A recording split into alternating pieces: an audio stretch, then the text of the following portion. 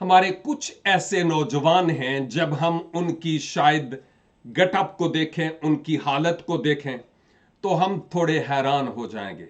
मसलन शायद उनके कानों में रिंग्स पड़े हुए हों, शायद उनके बाजू पर टाटूज बने हुए हों, पॉसिबल है उनके बाल बहुत लंबे लंबे हों और अजीब सी हालत उन्होंने बनाई हुई है, हालांकि बहुत खूबसूरत है। और बाज़ औकात हम जो लीडर्स हैं, अपने आप को लीडर समझते हुए, जहां इस तरह के नौजवान मिलें, पता लगे सही कि ये हमारा मसीही है और हमारे इलाके का है, हम उसको दबके मारना शुरू कर देते हैं। एक ही हालत बनाई हो, एक ही पाया हो, बालते अपने वेख जरा मैल नाल परे हो। नहीं नहीं नहीं, मैं समझता हूं यह तरीका ठीक नहीं है।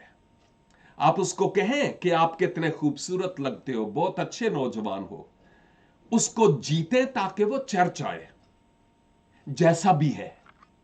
और जब वो चर्च आए तो आप ऐसी टीचिंग दें बड़े प्यार और बड़ी मोहब्बत से, ताकि अच्छे तरीके से पाक रूह की तहरीक से इस तरह के नौजवानों का ऑपरेशन हो जाए। दबके मारने से आपकी बल्ले बल्ले हो जाएगी, लेकिन उस रूह को आप हमेशा के लिए खो देंगे।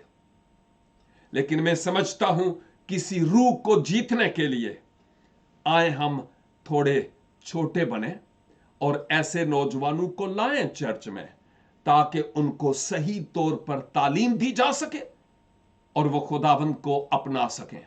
ये टाटूज और ये रिंग्स पहने हुए होना और सेल फोन के साथ लगे हुए होना या बालों का बड़ा होना, अगरचे थोड़ा सा ये अजीब तो है, लेकिन पहली ही बार, पहले ही कौल के मुताबिक जब आप उनसे बात करते हैं, तो वो मसीह को थोड़ा ही जानेंगे, आहिस्ता आहिस्ता जानेंगे।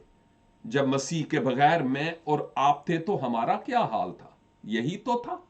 इसलिए आए हलीमी और फरोतनी से काम लें। गॉड ब्लेस यू खुदा के लोगों।